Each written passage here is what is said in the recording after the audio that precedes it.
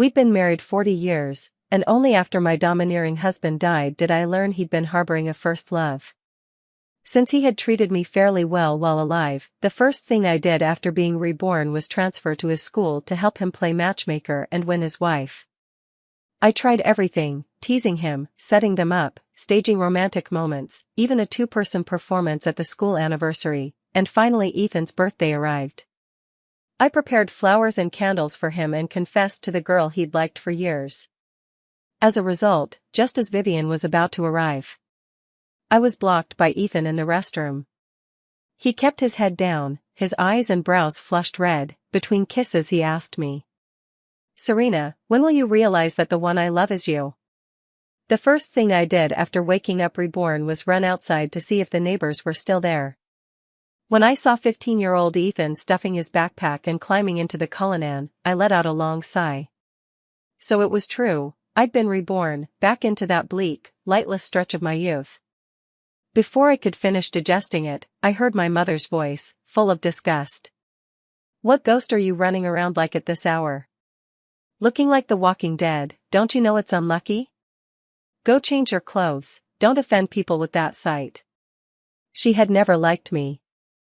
Since I returned to the Sioux family at 5 when Grandpa and Grandma died, through the family's bankruptcy, she and Dad took my younger brother and ran, leaving me alone to face the creditors.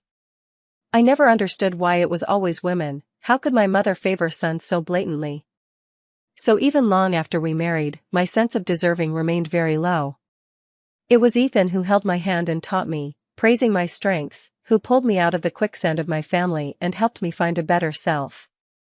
We had 2 children. Our relationship was neither good nor bad. We drifted through a life that was neither warm nor cold. After he died of his illness, our daughter sorted through his belongings and found that in high school he had a first love he cared for deeply. They did all the romantic things young people do. But youth makes everyone stubborn. One thought the other would stay, the other thought they wouldn't, and in the end they were torn apart. When Ethan died, I was right beside him. He didn't look at me once, he just stared quietly out the window. He called out, "Vivi," and then breathed his last. Seeing this husband who had been both my teacher and my friend and had lived his whole life by the rules made my heart ache like it was being pricked by needles. Now that I had a rare chance to be reborn, I decided to help Ethan. The first thing was to transfer to the school Ethan had attended. My mother objected immediately when she heard. "No, what about your brother if you leave? He entered Nanching No. 2 high school with you." "Oh, I forgot about this dead weight, his grades are abysmal." I looked at my mother coolly. "Let him keep attending South second. I'm not aiming for South first just to get good grades, more importantly, there are a lot of rich kids there. Did you see the villa next door? Ethan, the only son of the Xie group, goes to South first. If we go to the same school, we'd be classmates. If things get close, he could help out with the family business. Wouldn't that be better than both of us being stuck at South second?" My voice was neither servile nor proud. My mother wouldn't listen. It doesn't matter, after all, I wasn't speaking for her to hear.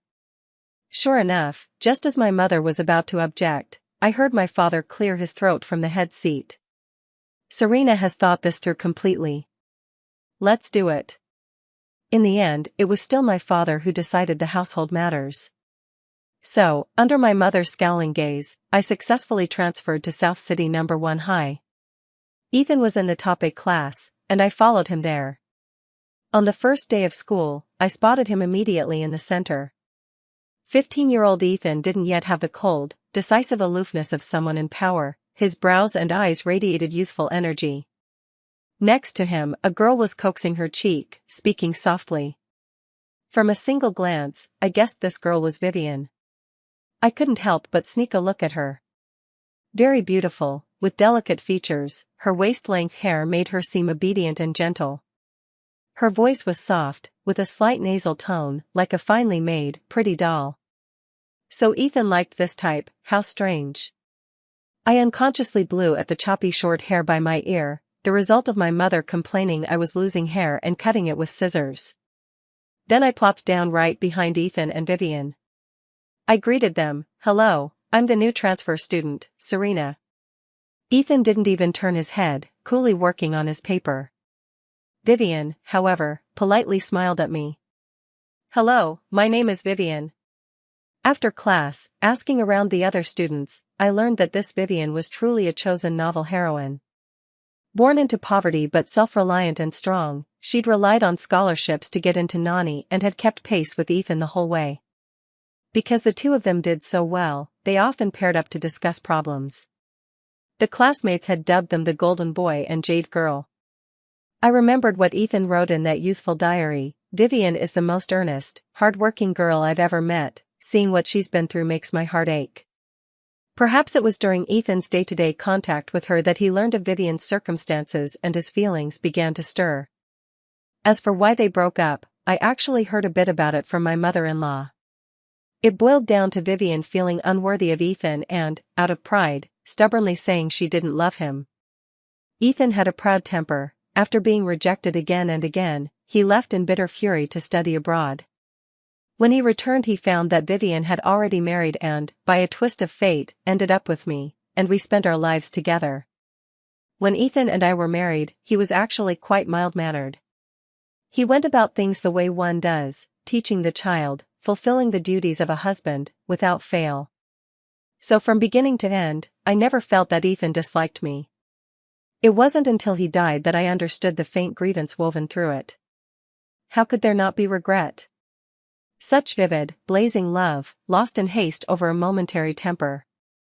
If we'd tried a little harder, perhaps we wouldn't have had to endure a numb coexistence with someone who didn't love us. I sighed long and low, listening to the teacher explain the problem while idly twirling the pen in my hand. Vivian turned, saw it, and exclaimed, "Oh, Serena, you do that too." "What?" Twiddling his pen. "Ethan's gotten really good at this." I instinctively looked up and realized he was watching me too. Damn, married couples who've spent a lifetime together, this habit I really did learn from him. I ducked my head and coughed. "Oh, well, maybe that's just what top students have in common." Vivian. Fortunately, Ethan only glanced at me and said nothing more. On the way home from school, I kept thinking about how to speed things up, and absent-mindedly stepped to the curb and got splashed by a car. I turned and saw the driver, raised an eyebrow. "Uncle Charles?" Uncle Charles looked puzzled. "Little girl, do I know you?" I pressed my lips together, feeling like a sieve. "No, sorry, I mistook you for someone else." I hurried off. In my rush, I didn't notice Ethan's sharp gaze fixed on me from behind. After he got in the car, he asked, "Uncle Charles, do you know her?" Uncle Charles shook his head. "No, I don't know her." Ethan wasn't speaking, he just kept replaying in his mind that inexplicable surge of feeling the first time he saw Serena. I went home. They'd already finished eating. There was a little broth and minced meat left in the kitchen. I mixed them in a bowl and carried it out to the garden to eat. Eating in the garden was a habit that developed later while I was nursing Ethan back to health. He said the house felt stuffy and he wanted to be outside and look around, so I kept him company. Over time, it became routine. I ate the leftover rice in small bites. I didn't have much of an appetite. I realized I couldn't passively focus only on Ethan's problems. Now that I knew the family was going bankrupt and my parents would abandon me, I had to start thinking about myself. Actually, Grandma left me some money, and I know the PIN, but the card has always been in Mom's possession. I have to find a way to get the card and transfer the money into my control. Also, my grades aren't outstanding. Once Ethan and Vivian are together, I'll have to consider my own future. Thanks to helping Ethan handle the company's affairs for over a decade, I still remember the names of several firms with promising prospects. I need to quickly convert the cash I have into equity in those companies so that when the Sue family collapses, I won't suffer collateral damage. I figured things out in my head bit by bit, and by then the meal was finished. I stood up and, by chance, saw someone standing on the balcony opposite. It was Ethan. It was strange. Back then I had been his neighbor for a few years, but after Ethan went abroad the Xie family moved away. During that time, we hardly ever greeted each other or ran into one another. Yet after being reborn, of all times, I still managed to run into him like this. He seemed to be looking at me, I couldn't pretend not to see, so I shyly waved. Ethan glanced at me calmly for a moment, then turned and went back inside. Cold and aloof? I've seen you without clothes before. I huffed back to the kitchen to put away the bowls and chopsticks. The next day when I went out to catch a ride, Ethan the driver honked beside me. I looked back. Ethan said, "Get in, come with me." All right then, no need to be polite. Once inside, I noticed he was working on exam papers. I remarked, "How are you still pushing yourself this hard?" Ethan: "Nothing much, it just feels like at your young age you're already like a little old man, only seeing study, missing out on many beautiful things." He smiled. Like what? Like the adorable classmates around you, the gentle teachers, and the flowers, plants, and little animals, so lovely. Ethan looked at me in silence for a long moment. What do you mean? This man. No wonder he missed Vivian. I rolled my eyes. I told you to look at the people around you more when there's nothing going on, brother. Oh. Good news, Ethan listened to me. Bad news, he thought I meant he should look at me more. The nth time after class he turned to look at me while I was doing problems, and I couldn't help but sigh. Ethan. Vivian was just talking to you, at least respond to her. He said. I did respond. The problem is you come off as cold, you should be more enthusiastic. To avoid my brother ending up in a romantic disaster, I spat out my advice, you can't be half-hearted with girls. Be warm and proactive. If you like her, you have to chase her, put in the effort so she won't run away. Ethan stared at me for a long moment. Who do I like? Pretending. And now he's pretending to me. If it weren't for that diary entry where you poured your heart out in snot and tears, I wouldn't bother with any of this. I took a deep breath and was about to speak when Vivian, cheeks flushed, handed over a cup of milk tea. Ethan, thank you for helping me with the problem last time, this is a token of my thanks. Ethan took it with one hand. You're welcome. Then he casually set the milk tea aside. I saw the disappointed look in Vivian's eyes and immediately toothed. Ethan, don't you know anything about manners? When a girl gives you something, you have to try it right away. Come on, taste it, see if it's good. Don't waste Vivian's kindness. Ethan. He had no choice but to take a sip of the milk tea, then frowned. It's too sweet. Me, even if it's sweet, you have to drink it, Vivian gave it to you. Ethan glanced at me. Oh. He swallowed a few mouthfuls in silence. Then he said to Vivian, thanks. Vivian's expression stiffened, she looked at me, then at Ethan, and said nothing. I felt uneasy too, as if something wasn't quite right. That strange feeling lingered until the teacher assigned homework that afternoon. My desk mate Tyler leaned over and shouted, "Oh my God, your handwriting looks like Ethan's." At his shout, Ethan and Vivian both turned to look. I noticed sharply that Vivian's face showed a hint of disappointment. I reflexively kicked Tyler. Nonsense, aren't the signatures pretty much the same? How are they different? In fact, they really were similar. Ethan and I worked together until the end. The secretary said she couldn't tell whose signature was whose. Tyler uttered an ouch, surrendered to my force, and didn't dare say more. He curled up and went back to sleep while I stared out the window, lost in thought. In a couple of days it would be Girls' Day. By school custom, boys could give roses to girls. The diary didn't go into much detail, but I vaguely remembered that Ethan had given Vivian a white rose that day. It was that flower that made Vivian understand his feelings and sent her into a spiral of anxious self-doubt. In her mind, the gap between her and Ethan was too wide, being together would mean confronting too many practical problems. So she kept her distance from Ethan for a while, which left him in a constant state of unease. Therefore, when Vivian finally accepted the flower this time, I intended to soothe her properly. If she was willing, I could even take her along to earn money together and bridge the financial gap between them. That would make their relationship almost certain. But on Girls' Day, the morning I stepped into the classroom, I saw a white rose lying on the desk. Even knowing it was impossible, my heart still skipped a beat.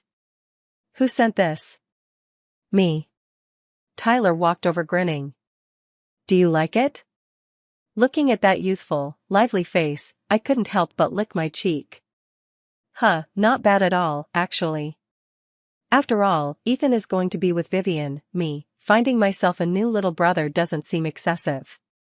I staggered over, watching Tyler's casual expression slowly flush. He stammered, Why are you looking at me like that? It's nothing, I was just looking at you. Boom, someone's face turned bright red. Pretty cute, actually. I was about to say more when I heard a bang behind me. Ethan slammed a book onto the desk with a heavy thud, his face dark. What's the matter? It's nothing. Ethan snarled at me through gritted teeth, leaving me baffled. By the time Vivian came into the classroom, a long time had passed and he still hadn't produced the flowers. I couldn't help myself. While no one was around, I leaned closer. Ethan. Aren't you giving flowers? His sharp gaze scraped across my face. Does that matter? How is it not important? Vivian was clearly waiting for you all morning. I was so angry I wanted to hit someone, then let my fist fall. When I came back from the restroom, Ethan and Vivian were gone, and a bouquet of white roses sat on my desk. The lush petals gave off an intense fragrance that made the temples at my head throb.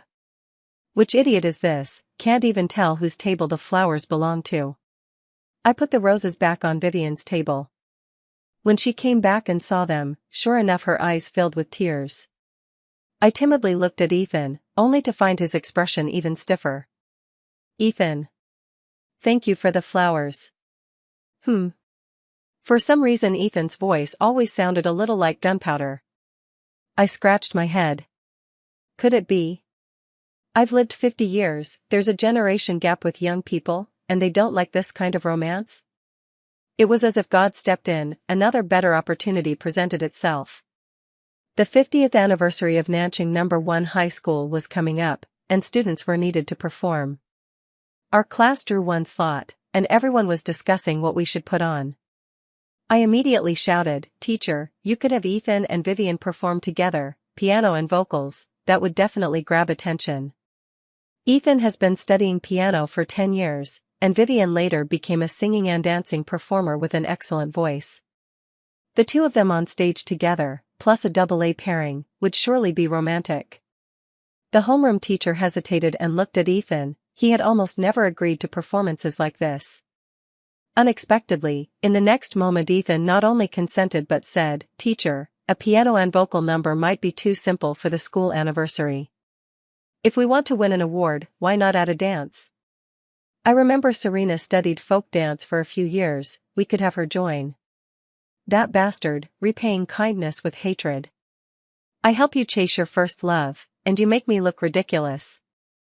That folk dance stuff is from decades ago, am I supposed to pull it off? Just as I was about to refuse, Tyler beside me said, Teacher, I can dance too. Serena and I can be their backup dancers. The homeroom teacher delivered the final word, leaving me speechless and in tears. After school, Vivian dragged us into rehearsal. Serena, considering the complexity of the choreography, let's pick a piece with a national style. It'll be simpler for you and Tyler to dance together, is that okay? I don't care, either is fine. I only heard a cold snort from Ethan, and over the next few days of rehearsals he kept scowling and sulking. At first Tyler and I tried to talk to him, but after he kept making snide, half-hearted remarks we fell silent. Whenever he practiced singing and playing with Vivian, Tyler and I would huddle in the corner and subtly trade cues. Maybe it was bad luck. The day before the school anniversary, Tyler went downstairs and twisted his ankle. The four-person act ended up becoming a duet.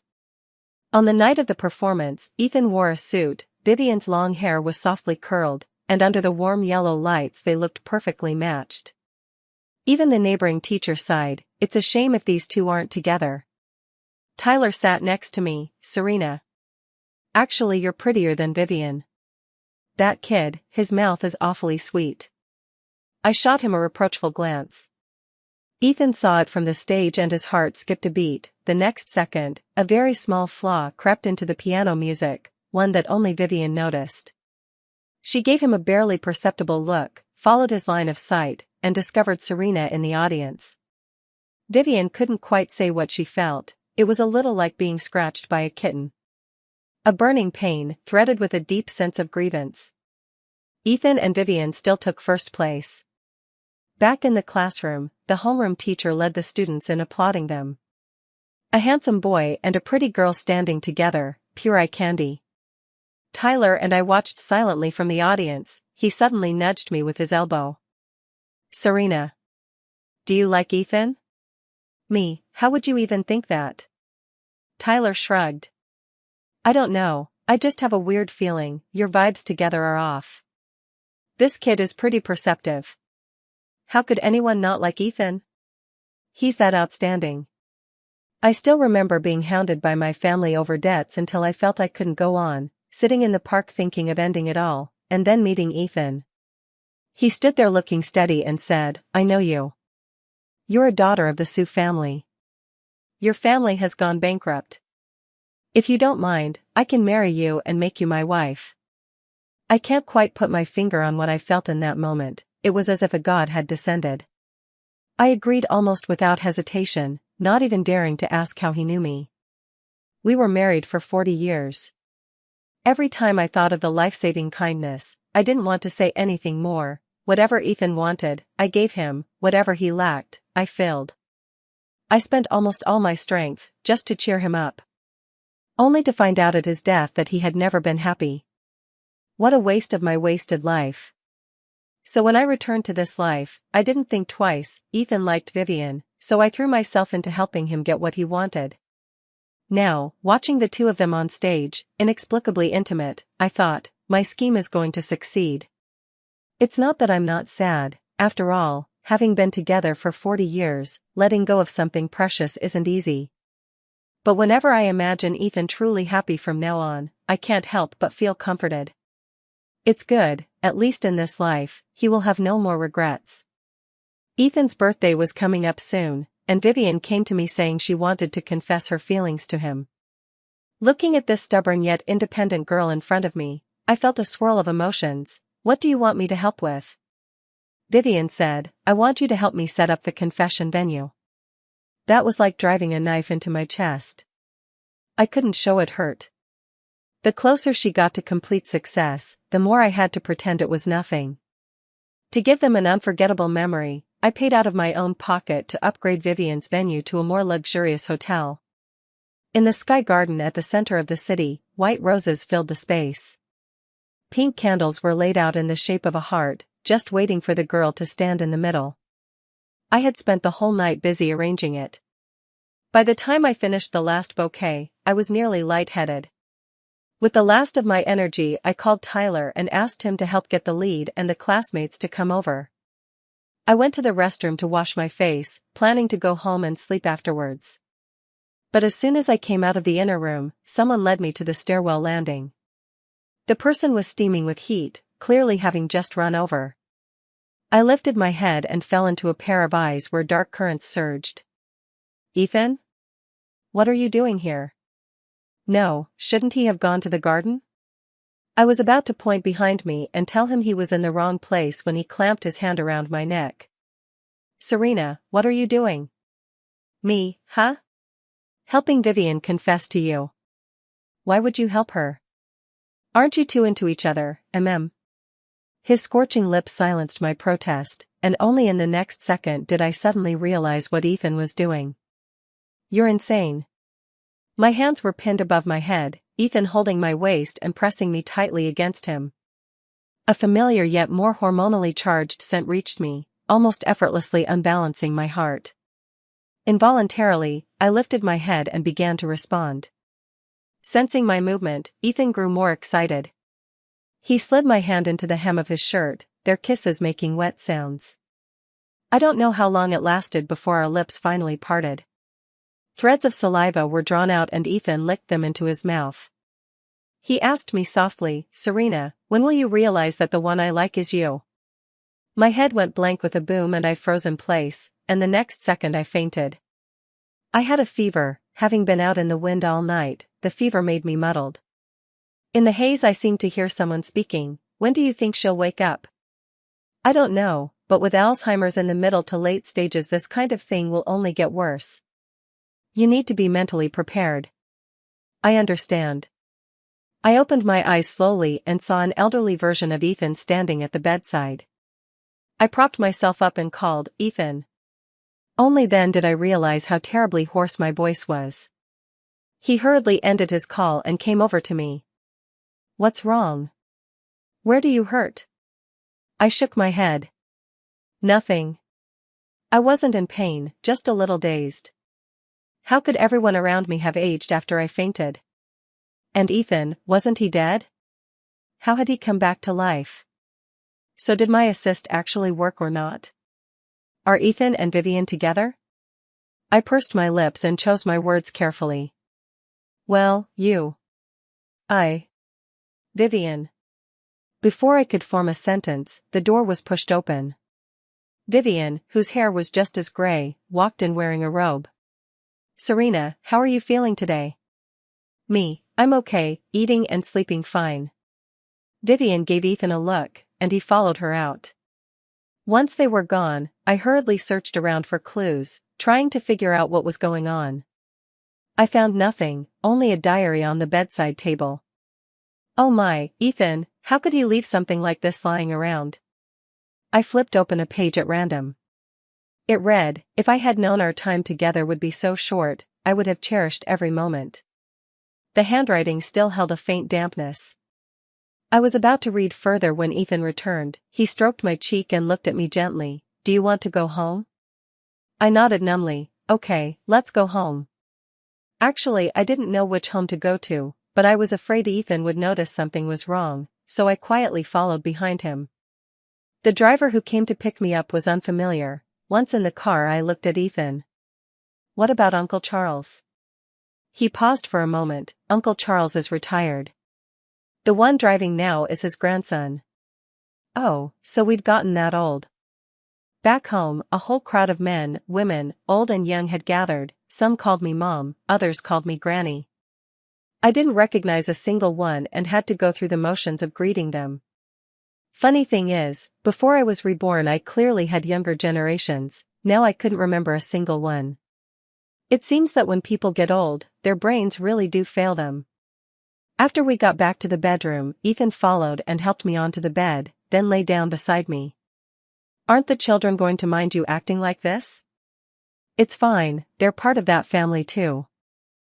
I stifled a sigh, but couldn't hold it in. "Ethan. Why aren't you with Vivian?"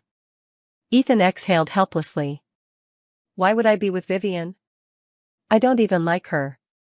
Besides, it's been decades, how can you still not understand how I feel?"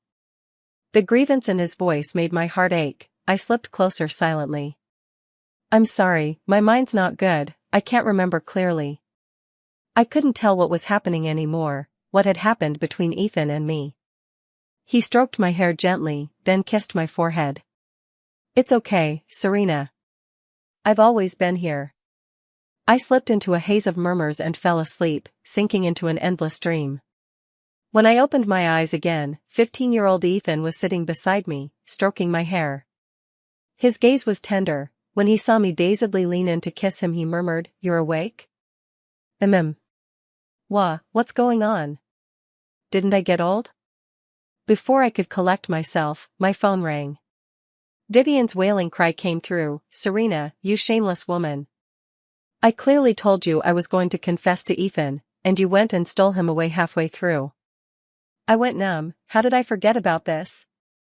As I was wondering how to explain, Ethan snatched the phone away. "Vivian, it's me. I've never liked you, what I have for you is only classmates' feelings. Serena is my girlfriend now, so please be polite when you speak to her from now on." I stared at him in a daze as he put the phone back into my pocket and soothed me to lie down. A dream, this has to be a dream. I flopped back down and slept for a few more hours, waking to find myself still at Ethan's house. I really couldn't stay any longer. Forcing myself up, I said I wanted to go home. Ethan handed me my coat and looked at me. "Serena, you'll take responsibility for me, right?" "Me, what?" you kissed me, you have to take responsibility. From now on, you're my girlfriend. Me, what? No more what? If you say what again, I'll kiss you. I was silently sent back to the Sioux residence by Ethan. My mother was waiting at the door. When she saw Ethan, the corners of her mouth couldn't help but lift. Well, you must be a Sia child, right? Hello, I'm Serena's mom. Our family even went to your company to discuss business. Oh right, Serena has a younger brother, would you like to meet him? Her face said plainly, I want to ingratiate myself with you. Ethan completely ignored my mother's words, reached up and touched my cheek. Sleep well. I'll pick you up for school tomorrow. Me, oh. When we got home, my mother had a sulky look. She wanted to snap at me, but she was wary of Ethan, so she could only emit a bland hum. What good is raising an ungrateful child like you? Your own mother gets bullied and you don't say a word. I didn't answer. Before going upstairs, I suddenly remembered something. Mom, can I have that card Grandma gave you? For what? I'm dating Ethan now. I should at least buy him some gifts. The moment my mom heard I had climbed onto the high branch, she dropped everything and handed the card back to me. She would never have guessed that my seemingly plain, low-key grandmother had nearly 8 figures in the account linked to that card. It was money she had scrimped and saved her whole life. In my previous life, my mom took it to plug the family's financial holes, leaving me not a single penny for living expenses. Now I had used all of that money to buy shares in big companies, a weapon to keep at my side. The next day at school, seeing Ethan, something felt off. He instinctively reached for my hand, and I quietly pulled away. Ethan stared at me steadily. Serena. Hold my hand, no hiding. Oh. 2 lives in one, and this was the first time I'd ever been so romantic with my own husband. Ethan's palm was hot, slightly sweaty. He flipped through the book with one hand while holding mine tightly with the other. Ethan. Why don't you let go for a bit? It's not convenient for you to read like this. He was silent for a long moment, then shoved my hand into the hem of his shirt. Then feel my abs, and lean against me and sleep for a while. Me, is Ethan really this smooth for a teenager? I couldn't help but feel the pupa a few times, it felt really nice. Tilting my head to lean over, I didn't notice the breath beneath me suddenly grow heavier. After a while, Ethan closed the book, pulled my hand out and kept holding it. Forget it, I can't read, I can't focus. That was how we made it to class. When I went in, I found Vivian had switched seats. She was now next to Tyler, her head down on the desk so I couldn't read her expression. I looked at Ethan beside me, his face calm, and felt an inexplicable guilt. Several times I wanted to clear things up with Vivian privately, but she kept avoiding me. Sometimes I saw her huddled with a few classmates, talking about who knows what. After they finished and dispersed, those classmates started giving me strange looks. Gradually, I began to be isolated in the class. We're both at an age where none of this should matter. But I don't want to let Vivian brush me off with vague, half-hearted nonsense. One day after school, I finally caught up with her at the corner. Vivian was rushing off to her part-time job and couldn't hide her impatience. What do you want? I want to explain things between Ethan and me. What is there to explain, you two-timing bitch? Me, whether you believe it or not, at first I really did intend to help you and Ethan. Vivian, still angry, thanks a lot, you helped me so well you got him into bed. You're so thoughtful. Next time, don't bother. Me, I'm sorry. Enough. I don't want to see you. Get as far away from me as you can, and don't come near me in class anymore, you make me irritated. I scratched my head. But I feel guilty about it. Can I make it up to you? Vivian snorted with amusement. Make it up to me how, give me money? I said, there's 100,000 on this card. I earned it recently trading stocks. Take all of it. Vivian. She didn't know what to say. Serena, are you crazy? I bowed deeply to her. I'm not crazy. I just want you to be happy, and I want Ethan to be happy too. If Ethan likes me now, then I'll be with him. If later he falls in love with Vivian, I'll step aside." Vivian couldn't get any words out. She took her card and walked away. And just like that, Ethan and I ended up together. I had thought that after 40 years as a married couple, everything would be calm and uneventful. I didn't expect Ethan, in his teens, to be so romantic and passionate. We took the college entrance exam together and went to university together. In our junior year, my family went bankrupt as expected. Unfortunately, this time there was no money of mine to plug the hole, and my parents and younger brother were chased by creditors. They spent their days hiding everywhere. My mother tried to contact me for money, calling one number after another, and I kept changing numbers until we were completely out of touch. The day I heard that my parents had burned themselves to death, I was at the graduation ceremony. My phone received the news and my mind went blank. I didn't really have much feeling for them, but my hands still couldn't stop trembling. Ethan couldn't get away, so he had Uncle Charles drive me to that town several hundred miles away. When I arrived, the police had already taken the bodies away and needed me to sign. Just as I reached the street corner, a car went out of control and came speeding toward us. Uncle Charles was right beside me. He shoved me violently out of the way. My head struck the ground. I was dizzy. Uncle Charles fell into a pool of blood. And my own blood brother stumbled out of the car, laughing and crying, cursing me as a bad omen, the culprit of it all. When I woke up in the hospital, I saw Ethan with bloodshot eyes leaning at my bedside, his expression 100-fold more intense than before. He trembled as he reached out, gently touching me. "Serena, I almost lost you again." "Again?" I couldn't understand. But I was so exhausted that I fell into a deep sleep. When I woke, I heard that my younger brother had already been arrested. Because he had hit and killed Uncle Charles, he would face serious punishment. The Xie family paid a large sum to Uncle Charles's family. I felt awful and, after considering it, added another sum myself. After the funeral, on the way back, Ethan gently stroked my neck. He drew me into his arms, his tone unbearably heavy. "Serena. You were reborn too, weren't you?" I was so startled that I sat up immediately, staring at him in disbelief.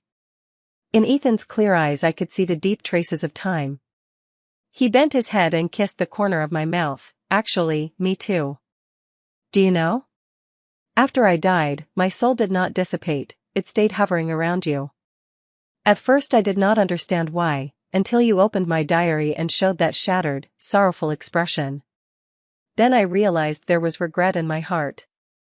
I regret that after being together for 40 years, I couldn't see my own feelings.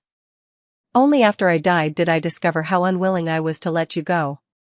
Maybe my obsession was too deep. I begged the king of hell for a long time to let me be reborn.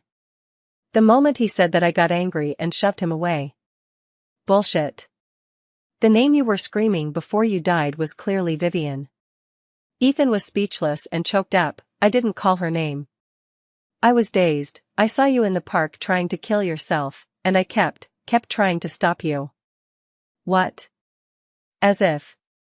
I shot him a look of doubt. Ethan still wore that open, earnest expression. "All right, people are dying, it's reasonable for their minds to be fuzzy." I remembered another thing. "What about that journal of yours? Who didn't have a crush during their adolescence? Besides, my first time was with you. I was young then and thought I liked her. After I got married I just forgot about it. I never expected that after being reborn you'd set me up with her." I touched my nose and decided not to dwell on the past. "When did you come back?" "A few days ago. I heard about your car accident." "So that means my young man is gone? Now Ethan is that old stick in the mud I've spent a lifetime with. Does fate get to start over again?" I felt a little faint and offered him a kindly warning. "You only get to live your life over once, why not try a different wife? What if Vivian suits you better?" Ethan shook his head. "No, I only want you." He spoke, then immediately sensed something off. "What, are you trying to trade in your husband?" I hunched my shoulders guiltily. How to put it, back then I had thought about trading him in. After college, Ethan and I remarried. But unlike in my previous life when we lay low, this time he gave me a grand and unforgettable wedding. The stocks I bought multiplied countless times, and I became the richest woman in South City. On our wedding day, Ethan was mocked for being a kept man, but he paid the jibes no mind and smiled indifferently. Anyway, my stomach's not great, being a little soft is more comfortable. After we married, Ethan became an even more exemplary husband. He showered me with a basket full of sweet nothings and thought of me wherever he went. We had 2 sons and a daughter, and before long our children married and produced grandchildren. At 50, I began to experience memory decline. Ethan took me to see a doctor, who said it was Alzheimer's triggered by the car accident. With good intervention, one can live another decade or so.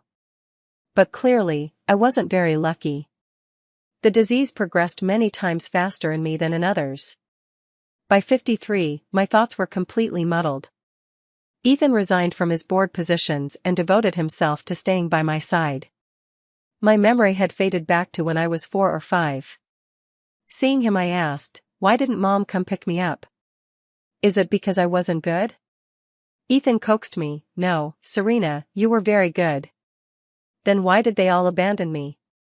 "Because they have no conscience." I couldn't understand what conscience meant. Half-dazed I asked again, "Ethan wouldn't be happy if he married me." Ethan was peeling a tangerine. At my words he shoved a segment into my hand. "He would be happy. He went to great lengths to find you, just to marry you. He was simply the clumsiest, he couldn't see his own heart back then." I said listlessly, "But I'm not worth being liked." "Not true. My Serena is the best baby in the world, everyone likes her." "You lied to me, Ethan doesn't like me." "He likes you. He loves you." The same old round and round conversation, repeated countless times every day. Until in the end I couldn't sit up anymore, and Ethan leaned against my headboard and repeated it, over and over, until the autumn leaves were gone.